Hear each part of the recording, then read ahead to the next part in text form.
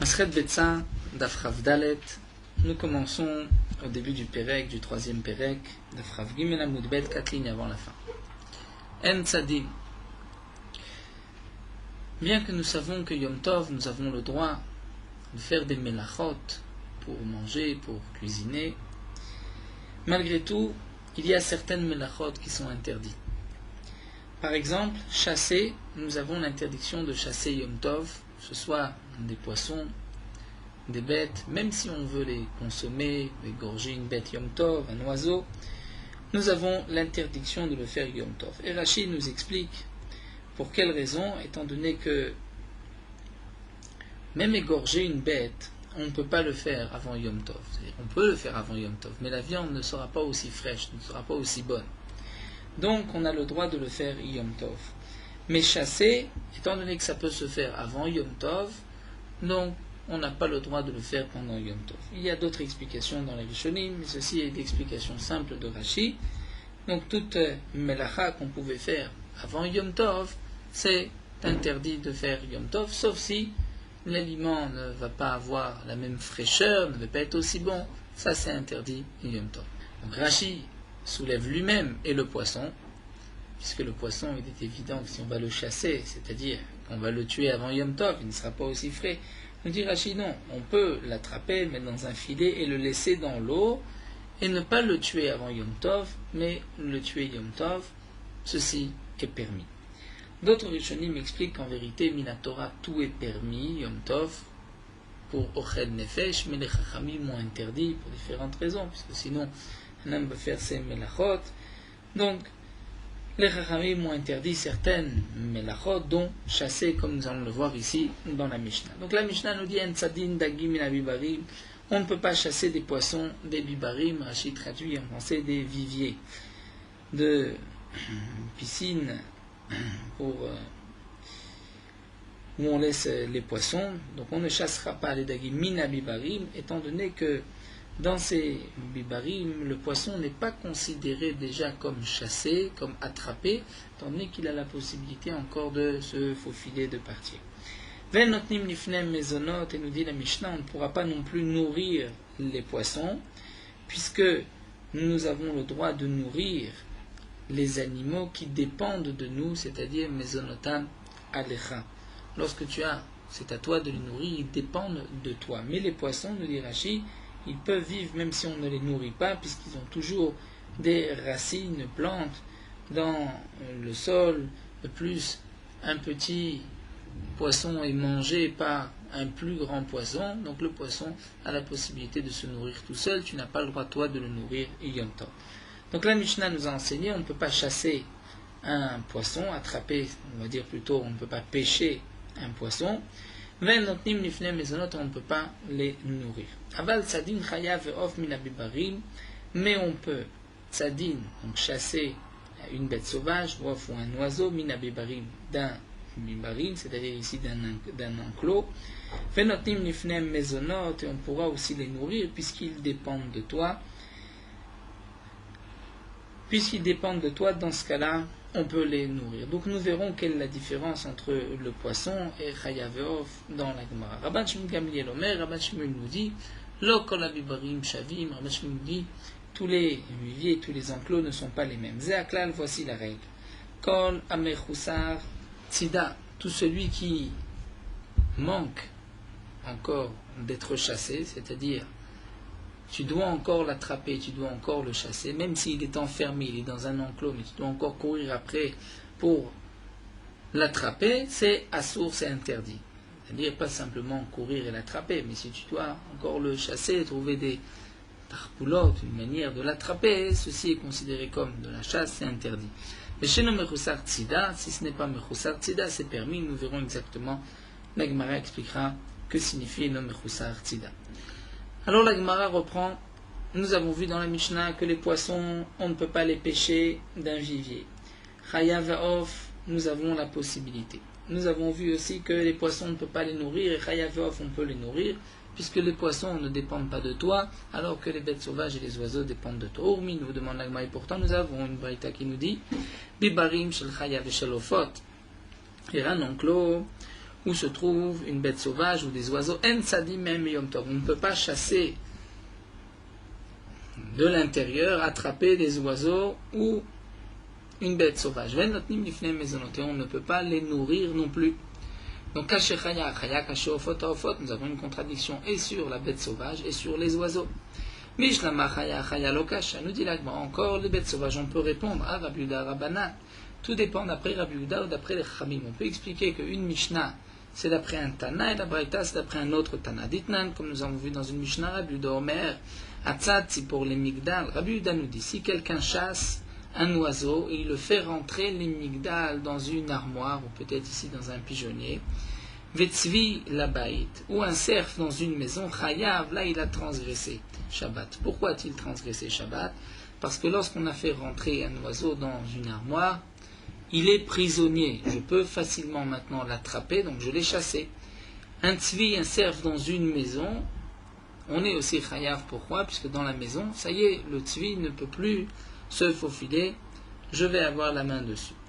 Donc la Gemara nous dit, de ce Tana Rabbi Yehuda, on peut déduire la baïto des mechayev, aval les bibarim lo, que c'est seulement lorsqu'on fait rentrer un tzvi dans une maison qu'on l'a chassé, mais aussi on le fait rentrer dans un bibar, dans un enclos, il n'est pas chassé, donc il n'y a pas d'interdiction si on l'a fait rentrer dans un bibar Shabbat, et de même, on dira il faut continuer, puisque lorsque je l'ai fait rentrer dans un enclos, il n'est pas considéré comme étant déjà chassé, attrapé.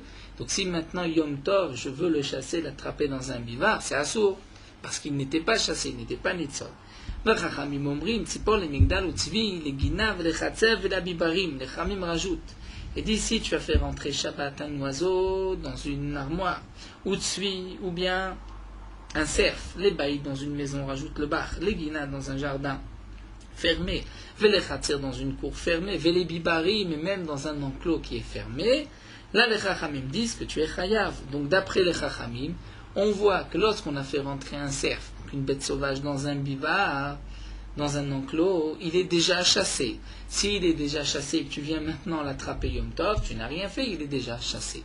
Donc voici, nous avons pu répondre à la contradiction. Notre Mishnah qui dit qu'on peut chasser une bête sauvage qui se trouve dans un enclos, c'est d'après les Chachamim qui considèrent que le tzvi est déjà chassé dans un enclos, donc si tu viens le chasser encore une fois, c'est permis, puisqu'il est déjà attrapé. D'après Rabbi Yehuda, que c'est seulement lorsque tu l'as mis dans une maison, donc c'est plus petit la maison, là tu es sûr de l'avoir sous ta main, mais si tu l'as mis dans un enclos, il n'est pas chassé, donc si tu le chasses Yom Tov, la Tchichayav, c'est la Braïta.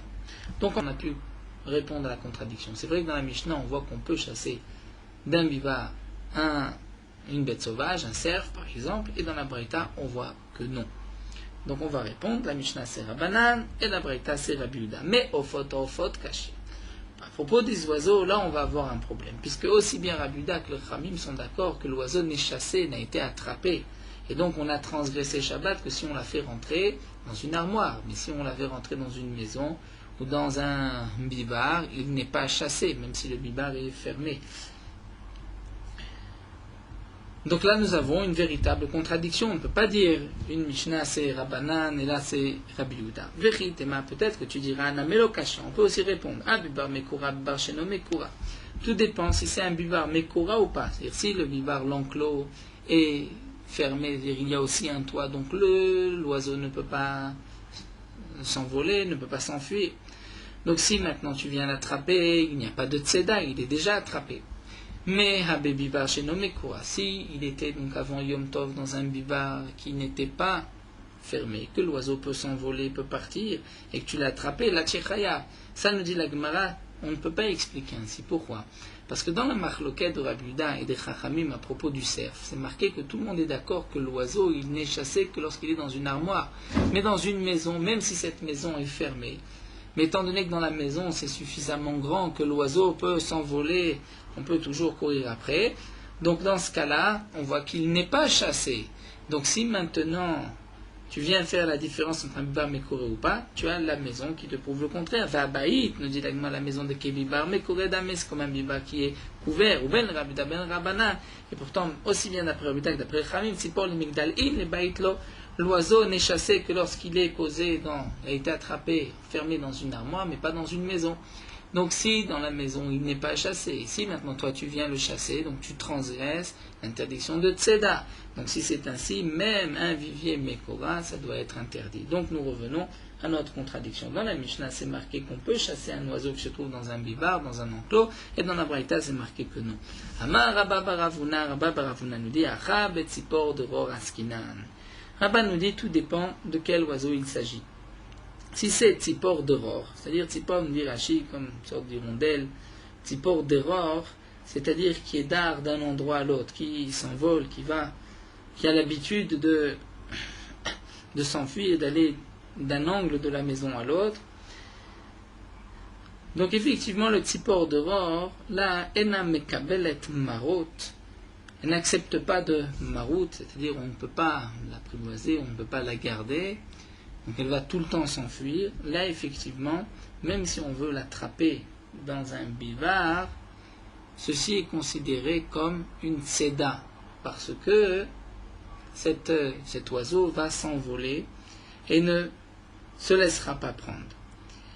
Maintenant, dans la Braïta, dans la Mishnah où c'est marqué Tzadim Chayaveof Mina Bibarim, il s'agit d'un oiseau qui, lorsqu'il est enfermé en clos, il accepte, il comprend que ça y est, il a été attrapé, et donc ce n'est pas difficile de l'attraper. Des Tane Debe Rabbi Ishmael, comme nous a enseigné la Braïta, le Beth Midrash de Rabbi Ishmael, la Manikra Shema Tzipor d'Eror. Pourquoi cet oiseau est appelé Tzipor d'Eror chez Dara Bebait Kevasade, puisqu'elle habite dans la maison comme dans les champs, c'est-à-dire elle peut s'enfuir dans la maison comme dans les champs. Donc, nous avons répondu de la manière suivante. C'est vrai que nous avons dans la Mishnah la permission de chasser une bête sauvage ou un oiseau d'un bivar. La Braïta nous dit qu'on ne peut pas ni l'oiseau ni la chaya. Donc la chaya, la bête sauvage, on a répondu, tout dépend d'après les chachamim ou d'après Rabbi Yehuda. Donc inversement de Shabbat. Si Shabbat, on voit que lorsqu'on a fait rentrer un cerf dans un bivar, on considère que le cerf a été chassé, donc ça y est, Yom Tov, il n'y a plus d'interdiction maintenant de le prendre dans le même enclos. Si on considère qu'il n'est pas chassé, puisqu'il peut toujours s'enfuir, on doit encore courir après, essayer de l'attraper, c'est-à-dire encore une fois le chasser. Donc là, si Yom Tov, il est dans cet enclos, donc on transgressera Yom Tov si on vient le chasser, puisqu'il n'est pas sous notre main. À propos des oiseaux, donc nous avons vu que tout dépend quel est l'oiseau. Si c'est un oiseau qui se laisse apprivoiser, une fois qu'il voit qu'il est enfermé, c'est fini. Donc dans ce cas-là, on pourra l'attraper Yom Tov. Si c'est Tzipor d'Eror, étant donné qu'il faut encore le chasser, c'est interdit Yom Tov. Seulement nous dit la Gemara, si on est venu à cette réponse, qu'on peut répondre si c'est un oiseau qui va s'enfuir ou pas, et donc on n'est pas obligé d'expliquer pour les oiseaux que c'est une marloquette entre Rabbi Yehuda et les Chachamim, alors on peut revenir même sur la réponse de la bête sauvage. On va répondre aussi le problème de la bête sauvage. On ne va pas faire de marloquette entre Rabbi Yehuda et les Chachamim, mais on va dire simplement, tout dépend si c'est un grand enclos ou un petit. Dans un petit enclos, effectivement, le cerf est déjà attrapé. Donc, si tu viens l'attraper, il n'y a pas de tzeda, c'est permis. Bibar gadol, tu dois encore courir après. Dans ce cas-là, c'est permis. Et là, nous dit la Gemara, Echidame bibar katan, Echidame bibar gadol. Qu'est-ce que c'est, un grand bibar ou un petit? Amaravashi, kol echad reita batra, ou matela bechad shriya bibar katan. Chaque fois qu'on court après une bête, et qu'en se penchant une seule fois d'un coup, on attrape, la bête, on attrape le cerf, là c'est considéré comme un bibar katan, un petit. Vedar, si c'est plus que ça, c'est bibar gadol, et là c'est interdit puisqu'il faut l'attraper. Malgré tout, nous précise Rashi, même si dans la Mishnah où c'est marqué tzadin, chaya, ve'of, minabibari, mais que c'est permis, parce qu'il s'agit d'un petit bibar, et donc en se penchant, courant après en se penchant, on arrive à rapidement et facilement attraper le cerf. Malgré tout, nous dit Rashi, Rabban Shimon Gamliel est en mahloket. Rabban Shimon Gamliel pense, comme nous l'avons vu dans la Mishnah, lo kol habibarim shavim. C'est-à-dire que d'après Rabban Shimon Gamliel, ça ne dépend pas si on peut l'attraper en une fois, mais comme nous le verrons dans la Gemara, c'est est-ce qu'on a besoin d'un filet, est-ce qu'on a besoin d'un piège pour l'attraper. Ou encore, nous dit Rashi, peut-être que Rabban Shimon Gamliel vient simplement expliquer Tanakama et il n'y aura pas de mahloket. Où la Gemara explique encore, Iname, on peut faire une différence entre un petit bibar et un grand. Kol echadika ukse ukse bibar gadol. Tant qu'il y a des coins, des endroits où la bête peut se cacher et que j'ai des difficultés à l'attraper, ça c'est un bibar gadol. Ve'edar, lorsque c'est plus facile, bibar katan. C'est un petit bibar. Iname, ou encore, kol echad enaflet ula de katle atade, lorsque l'ombre des murs, d'un mur qui est en face de l'autre, l'ombre se rejoint, là c'est bibar katan. Ve'edar, sinon bibar gadol, c'est un grand bibar. Bien sûr, on posera la question, c'est ce que soulève Tosfot, mais tout dépend de la hauteur du mur, ça ne dépend pas de la largeur du bivar. Tosfot nous dit, ils avaient une mida, une hauteur des murs pour les bibarim qui était la même pour tout bivar. Donc les Khamim à l'époque ont pu fixer, tout dépend si on retrouve l'ombre des deux murs, là c'est un petit bivar. Reprenons Rabban Shimon Gamliel. Donc nous avons expliqué qu'en vérité, le klal est le suivant. Lorsque nous avons une bête qui est enfermée dans un enclos, si il faut encore, on appelait la chasser, une seda, là c'est interdit Yom Tov. Si on doit simplement l'attraper, mais ça ne s'appelle pas la chasser, c'est permis. Que signifie la chasser ou pas? Ça nous avons vu, Bibar Katan, Bibar Gadol. Prenons la première réponse de Ravashi, si on court et que d'un seul coup, en se penchant, on attrape la bête, ça c'est permis, ça ne s'appelle pas l'avoir chassée. Rabban Shimon Gamliel nous dit Lokra bibarim shavim. Amar Rav Yosef, Amar Rav Yuda, Amar Shmuel Alakha, qui Rav Shimon Gamliel. Rav Yosef dit au nom de Rav Yuda, au nom de Shmuel Alakha, et comme Rav Shimon Gamliel. Amar le Abaye Alakha, Michlal dépliqué. Abaye s'étonne et pose la question, mais tu dis Alakha, est-ce que ça veut dire Michlal dépliqué que Rav Shimon Gamliel est en machloket avec Tanakama? On ne voit pas que Rav Shimon Gamliel est en machloket. On voit simplement que Rav Shimon Gamliel vient définir, vient dire si il manque encore une seda ou pas. Amarlé, il lui a dit, quelle est la conséquence? Je t'ai dit, la halakha est comme Rabbi Shimon. Donc, qu'il y ait une marloquette ou qu'il n'y ait pas de marloquette, de toutes les manières, tu dois suivre l'avis de Rabban Shimon ben Gamliel. Amarlé, il lui a dit, Gemara Gamour Zemurtate, c'est-à-dire, tu me rapportes un enseignement. Est-ce que ça va être juste une simple chanson? Hachim dit, c'est un exemple comme l'Agma dit dans Bava Metzia, lorsque quelqu'un achète une marchandise à 100 et il revend la même marchandise, il revend cette marchandise au même prix à 100. Est-ce qu'on peut l'appeler un commerçant, un marchand? Parce qu'il a acheté à 100, il le revend à 100, c'est pas un commerçant. Donc de même, dit, il y a un machal, lorsqu'on a un élève qui ne comprend pas, on lui dit, apprends, que ce soit vrai ou que ce soit pas vrai, ce que tu apprends, c'est que ce soit pour toi une chanson, un Zemer Véchir. N'oublions pas qu'à l'époque, il étudiait les Mishnayot avec une chanson. Donc c'est une manière de lui dire, tu me dis que la halakha est comme Rabban Shimon Gamliel, est-ce que je dois juste avaler, répéter halakha comme Shimon Gamliel, même si je ne sais pas si Rabban Shimon Gamliel est en marloquette, c'est pour cela que je te pose la question. La Gemara continue, Za'aklal kol ha-mechusar tzeda, donc Rabban Shimon Gamliel nous dit, voici la règle lorsqu'il manque une tzeda, c'est-à-dire si tu dois encore attraper la bête, dans ce cas-là, c'est Asur Yom Tov. Vechidame mechusar tzeda, d'après Rabban Shimon Gamliel, Amar Rav Yosef, Amar Rav Yuda, Amar Shmuel, Rav Yosef, du nom de Rav Yuda, du nom de Shmuel, Kol sheomer Rabba metzuda venitzodenu. Si on a besoin de dire amène un filet, amène un piège et qu'on va l'attraper, ça veut dire que la bête n'est pas encore chassée. Et donc, si on veut l'attraper, c'est interdit Yom Tov. Amar le Abaye dit, mais pourtant, pourtant les oies et les poules, même lorsqu'elles sont enfermées, il faut quand même chercher. Rachid nous dit, c'est pas d'Afka d'apporter un filet ou d'apporter un piège. C'est-à-dire, il faut essayer de réfléchir des tarboula, une sorte d'idée pour pouvoir attraper la bête. Et pourtant, on voit que la vazim et tarnégolim, même lorsque les poules sont enfermées, si on veut attraper une poule, c'est pas si simple.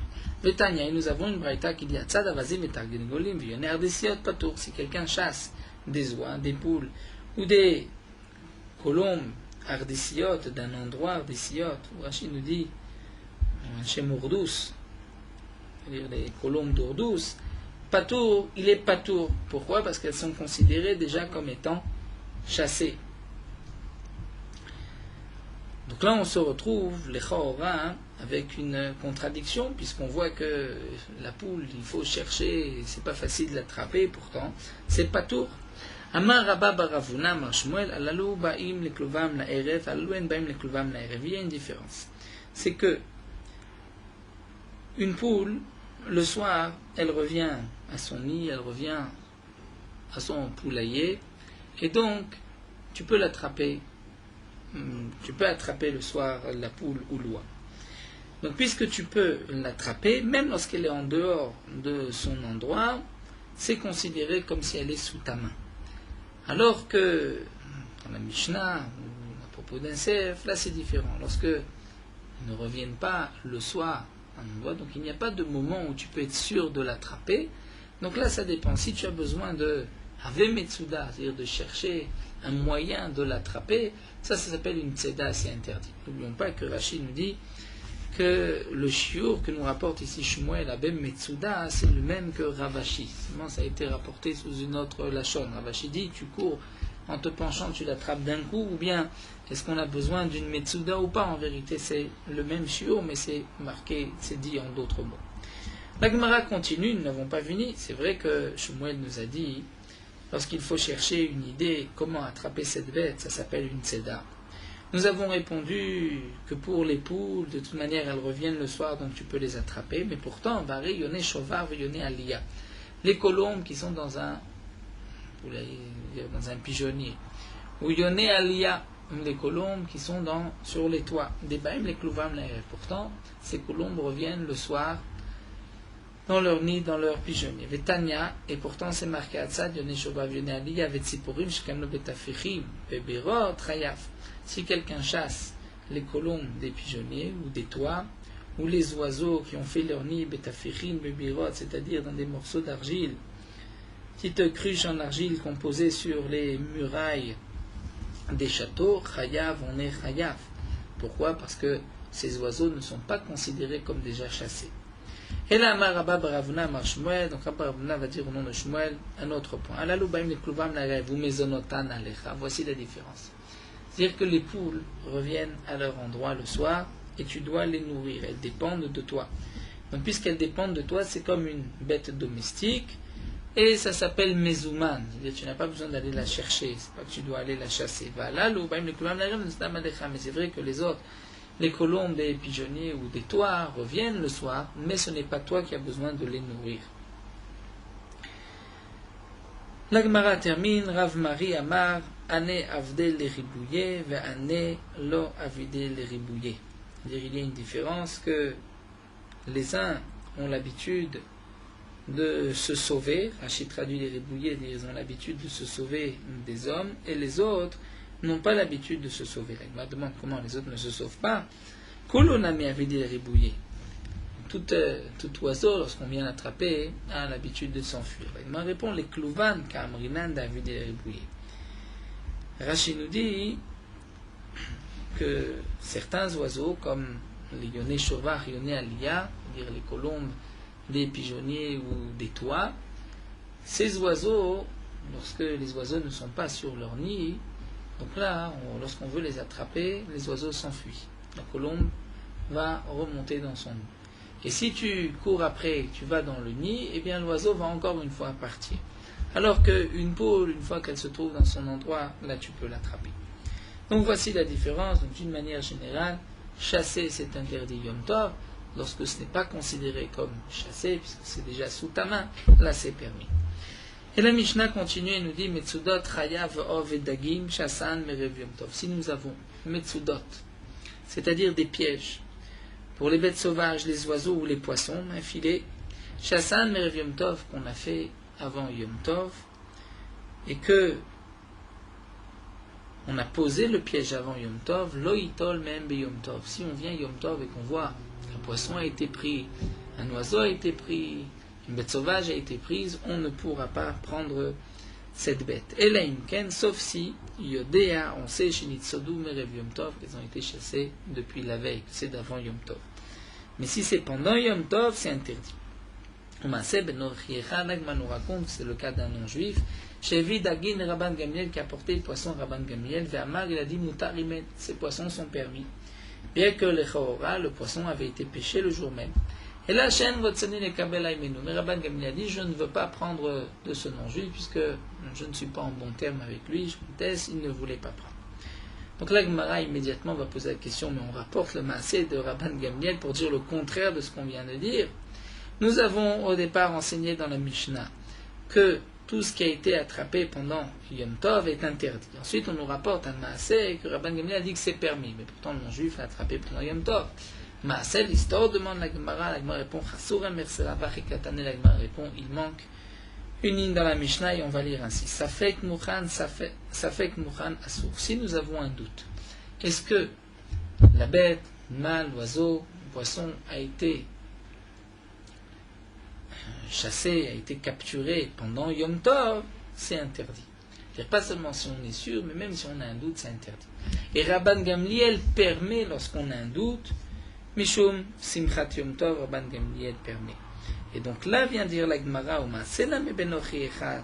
Et c'est à cela qu'on rapporte le Maaseh de Rabban Gamliel. Chez Evid Agim, qu'un Ochi Echad, un non-juif, a apporté des poissons à Rabban Gamliel. Vamak l'a dit Moutarimen, ces poissons sont permis. La chaîne Rotsini Kabela Imenu, puisque Rabban Gamliel pense que si j'ai un doute, je ne suis pas sûr que ça a été péché Yom Tov, c'est permis. Amar Rabuda Amar Shmuel, en alacha ki Rabban Gamliel. Rabuda dit non, Shmuel, alacha n'est pas comme Rabban Gamliel, donc lorsqu'on a un doute, est-ce que ça a été péché Yom Tov, c'est interdit. Veika de Matnela, d'après d'autres, cet enseignement de Shmuel a été rapporté sur cette braïta, Adetania. Ça fait que Mouchan, Rabban Gamliel Mativ Rabbi Shua, certes, il y a sur la braïta même. La braïta nous dit, lorsque nous avons un doute, est-ce que c'était prêt avant Yom Tov, est-ce que ça a été péché, chassé avant Yom Tov, Rabbi Yoshua interdit, Rabban Gamliel permet, et c'est sur cela que Marabuda Mashmel, la halakha est comme Rabbi Yoshua. C'est-à-dire que, nous explique Rachid, après la première version, on ne nous a pas parlé de Rabbi Yoshua. Donc on ne va pas nous dire la halakha est comme Rabbi Yoshua, on nous dit juste la halakha n'est pas comme Rabban Gamliel. D'après la deuxième version, on nous rapporte et Rabban Gamliel et Rabbi Yoshua, donc on va dire la halakha est comme Rabbi Yoshua. Et d'autres encore vont rapporter cet enseignement qui est la halakha sur cette braïta. C'est marqué. Shochati minanigarim beyom tov. Rashi nous dit on peut égorger les bêtes sauvages des bibarim. Rashi nous dit pourquoi les bibarim sont appelés nigarim, étant donné qu'on mettait à l'intérieur un peu d'eau, des sillons pour permettre aux bêtes sauvages de boire. Donc tout le bibar, tout l'enclos est appelé nigarim. Donc les nigarim, de ces nigarim, on peut égorger une bête Yom Tov, avalom mina reshatot, mais pas des filets ou mina mahmurot et des pièges. C'est-à-dire, si nous avons dans un enclos une bête sauvage, on peut l'égorger, puisque elle n'est pas considérée comme en liberté, elle est déjà chassée, attrapée, comme nous l'avons vu dans la Mishnah. Mais si c'est d'un filet ou d'un piège, on ne peut pas. Pourquoi? Parce que nous avons, bien sûr, dans le cas, nous avons un doute. Est-ce que la bête a été attrapée avant Yom Tov ou pendant Yom Tov? Et Rabbi Shimon ben Lazar Omer, Rabbi Shimon ben Lazar nous dit Baou metzan mekulkali merev Yom Tov. Rabbi Shimon ben Lazar vient nous dire qu'à l'époque, comme l'explique Rashi, les filets les pièges étaient de longs pièges, et même si une bête avait été attrapée d'un bout du piège, il y avait une autre partie de la corde qui était bien plus loin, et lorsqu'on voyait seulement la partie de la corde qui avait été déplacée, partie du piège qui n'était pas comme on l'avait déposée, on pouvait déjà être sûr qu'il y avait une bête sauvage qui avait été attrapée. Pourquoi? Puisque lorsque la bête sauvage est attrapée, elle va essayer de se défendre, de sortir, et donc elle va faire bouger tout le piège. D'après Rabbi Shimon ben Lazar, on n'a pas besoin d'aller voir le piège lui-même. Si on voit l'autre partie, qui était même à Khatsimil, ou même à 1000, c'est-à-dire à 1 kilomètre de loin, il y avait un siman, et on voit que ça avait bougé, qu'il avait été bloqué avec un pieu, avec un piquet, ça a été détaché, donc on sait qu'une bête sauvage s'est démenée à essayer de sortir, et qu'elle n'a pas réussi. C'est pour cela que le filet, le piège est abîmé même à l'autre extrémité. Et donc, nous dit Rabbi Shimon ben Lazar, il suffit d'aller voir Erev Yom Tov. Si on a vu une extrémité, Eh bien, on sait que dans le piège, il y a une bête qui a été attrapée. Et donc, Yom Tov, si je trouve cette bête, je sais que cette bête a été attrapée avant Yom Tov. Dans le cas où je n'ai pas vu le piège avant Yom Tov, je n'ai vu le bout que pendant Yom Tov, donc peut-être que la bête a été attrapée pendant Yom Tov et c'est interdit. Tanakama ne fait pas de différence, comme nous dit les Mefarshim, puisque d'après Tanakama, on considère que même si tu as vu que le piège avait été défait depuis la veille, peut-être que la bête qui était tombée à l'intérieur avait eu la possibilité de s'enfuir et que maintenant c'est une autre bête que tu as trouvée pendant Yom Tov. Donc lui, Rabbi Shimon ben Lazar nous dit, si tu as trouvé à l'autre extrémité que ton piège était abîmé, Merev Yom Tov avant Yom Tov, mais Yadoua Shemerev Yom Tov Nitzodu Mutarim, tu sais que à l'autre extrémité, à 1 mille, à 1 kilomètre, tu as ton piège qui a marché, une bête a été attrapée, cette bête est permise puisqu'elle a été attrapée avant Yom Tov. Mais si tu trouves seulement pendant Yom Tov, alors Yadoua Shemerev Yom Tov Nitzodu Vasurim. C'est-à-dire, nous dit Rashi, si la veille tu as été voir, tu n'avais pas vu que le piège avait bougé, pendant Yom Tov, tu vois que le piège a bougé, donc tu es sûr que ce qui se trouve même à l'autre extrémité est attrapé pendant Yom Tov et c'est interdit. Alors la Gemara s'étonne, puisque ici dans la Braïta, on nous donne deux cas extrêmes. Dans un cas où tu sais que ça a été, donc avant Yom Tov, la bête a été attrapée, et l'autre cas c'est lorsque tu sais que ce n'est pas avant Yom Tov, c'est pendant Yom Tov, puisque à l'entrée de Yom Tov, tu as été voir l'autre bout du piège et tu as vu qu'il était intact. Mais quel va être le cas intermédiaire lorsque tu as un doute? Donc nous dit la Gemara Goufa Kaché, si on veut déduire le cas intermédiaire de la Recha ou de la Sefa, on va se retrouver avec une contradiction. Puisque tu as dit, si tu as trouvé l'extrémité du piège abîmé avant Yom Tov, tu sais que la bête a été attrapé, t'es capturé avant Yom Tov. Donc c'est seulement lorsque tu es venu, tu as vu que l'autre extrémité du piège était abîmée. Mais si tu as un doute, Assouri, ça reste interdit. Sefa vient voir la suite. Si tu trouves le piège pendant Yom Tov, abîmé, mais c'est-à-dire la veille, tu avais vérifié, il n'était pas abîmé. Donc tu peux être sûr que c'est pendant Yom Tov que la bête a été attrapée, c'est interdit. Donc c'est seulement parce que tu es venu, tu as vérifié, que tu as vu que la bête avait bougé le filet, le piège, donc là tu dis que c'est pendant Yom Tov. Ça fait comme ici tu as un doute, mais Yom Tov, Nitzodu Mutarim, on va dire que c'était de Yom Tov, et c'est permis, puisque c'est seulement lorsque tu sais que c'était pendant Yom Tov que c'est interdit. Donc les diyukim, la déduction de la Recha et de la Sefa se contredisent. L'Agma répond à Chikama. Voici comment il faut expliquer. Si tu as trouvé avant Yom Tov que le filet à l'autre extrémité avait bougé, le piège, c'était, me dire, abîmé, détaché, là où tu l'avais planté, eh bien donc, Piyadoua, tu peux être sûr, chez Merev Yom Tov, Nitzoduk, la bête a été attrapée, capturée avant Yom Tov. Ou Motari, mais c'est permis. Asfeka, mais si tu as un doute, c'est ce qu'on rajoute, si tu as un doute, Aznasek, Mish Nitzoduk, Yom Tov, Asurim, c'est comme si ça a été attrapé pendant Yom Tov et c'est interdit. Donc il n'y a pas de Safek qui va être permis, c'est-à-dire le Safek, c'est comme si c'était Yom Tov. Et Amar Rabuda Mashmel Rabbi Shimon Lazar, et donc d'après cette version, c'est là que Rabuda viendrait dire au nom de Shmuel que la halakha est comme Rabbi Shimon ben Lazar, et que donc si tu as vérifié l'autre extrémité de ton piège, tu as vu qu'il avait été détaché du sol, défait, avant Yom Tov, tu peux être sûr que la bête a été attrapée avant Yom Tov, même si tu n'as pas été voir la bête, ce n'est que pendant Yom Tov que tu as été attrapé cette bête. Et Tanakama, malgré tout, étant machloket, Tanakama pense que ce n'est pas une preuve, peut-être que la première bête a pu s'enfuir. La Gemara continue, nous avons vu que Rabban Gamliel avait reçu des poissons d'un non-juif. Rabban Gamliel avait dit, les poissons sont permis, mais je ne veux pas les prendre. Demande la Gemara, Moutarim les mailles, ils sont permis de quoi? Ils sont permis de les consommer ou de les prendre? Ils ne sont pas mouxés. Ravama Moutarim les kabel, Vleviama Moutarim ba'achila, nous avons une machloket. Rav dit, nous avons le droit de les prendre, mais pas de les manger. Velevi dit, on a le droit même de les manger.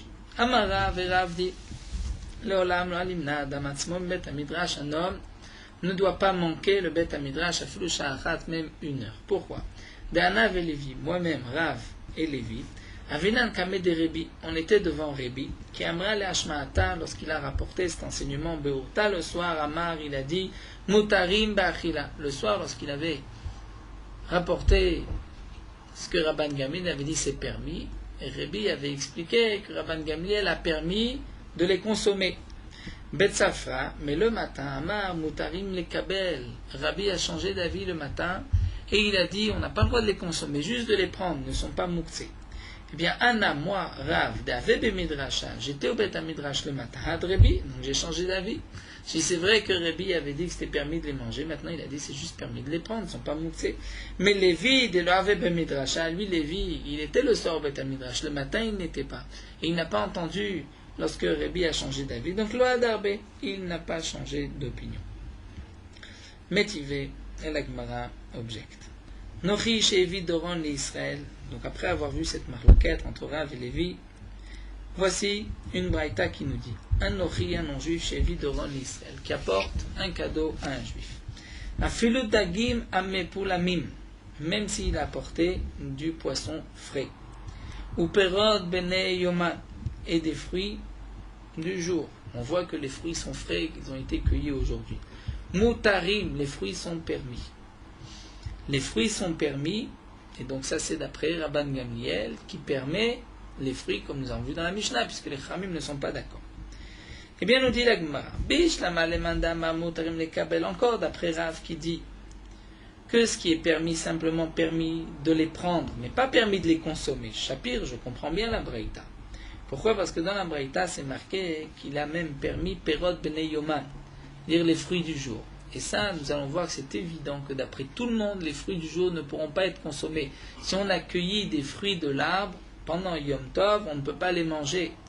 Donc nous dit la Gemara, encore d'après Rav, on peut comprendre. Il a apporté des poissons et des fruits. Donc les poissons, c'est un problème s'il les a pêchés ou pas. Là, nous avons une marloquette. Est-ce que, d'après Rabban Gamliel, il peut les prendre et les manger ou juste les prendre? D'accord. Mais Perot, il est évident que les fruits, c'est simplement pour les prendre, mais pas pour les manger, puisque comme ils ont été cueillis de l'arbre, là, tout le monde est d'accord que c'est interdit. Donc, Bishlema le mandam amotrim le kabel shapir, on comprend, il a pu prendre les poissons et les fruits. Et là, les mandama motarim ba'achila, mais celui qui dit que motarim, c'est-à-dire on peut les manger. Donc, quand c'est marqué ici qu'un non-juif qui a apporté des poissons ou des fruits, on peut les manger, Perot ben yoman misharu ba'achila, est-ce qu'on peut manger les fruits qui ont été coupés de l'arbre le jour même? Demande la Gemara, mais si tu me poses cette question, je vais aller plus loin, je vais te dire, Vélita mère, et d'après toi, d'accord, on ne peut pas manger les fruits qui ont été cueillis aujourd'hui. Mais c'est pas seulement qu'on ne peut pas les manger, on ne peut même pas les toucher, ils sont muktzé, Vélita mère, Perot ben yoman misharu betiltul. Ces fruits sont interdits même de les déplacer. Donc tu peux pas expliquer que mutarim ça signifie betiltul, puisque sinon tu vas aussi avoir un problème avec Perot ben yoman. Donc comment on va expliquer? Et là, avec Vared et Adimé, nous dit la Gemara. Ici, on est obligé d'expliquer qu'il s'agit de poissons que, sous la tête, sous la joue, c'était rouge. Puisque c'était rouge, on savait que les poissons étaient frais. Oupéré et les fruits des kaviché beyarka.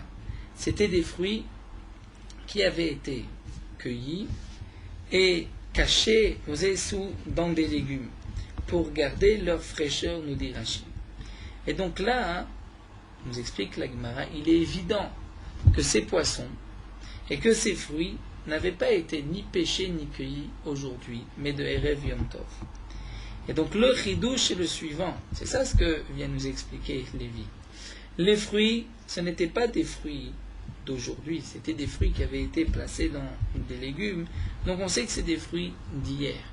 Seulement le chidouche de la Braïta, c'est de nous dire que c'est permis. Pourquoi c'est permis?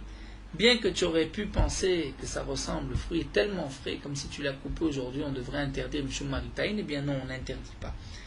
Parce que, on va se dire, c'est d'hier. Donc pourquoi on appelle ça des fruits d'aujourd'hui, puisqu'ils ne sont pas d'aujourd'hui, chez En, Keen, Bene Yoman. Et la Gemara, parce que ces fruits, c'est comme si on les avait cueillis aujourd'hui. Mais il est évident qu'on ne les a pas cueillis aujourd'hui. Alors la Gemara continue, bien que nous avons répondu donc d'après Rav, d'après Lévi. Amar Rav Papa nous dit, il chetan nochi shevi doron l'Israël b'yom tov. Rav Papa fixe la halacha.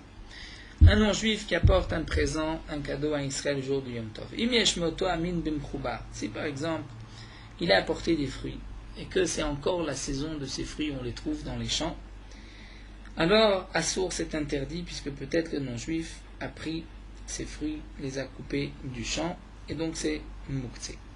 Rashi nous dit, même d'après Rabbi Shimon, qui généralement n'a pas de mouktsé, mais un tel mouktsé lorsqu'il était encore mechouba, rattaché au sol, c'est mouktsé d'après Rabbi Shimon.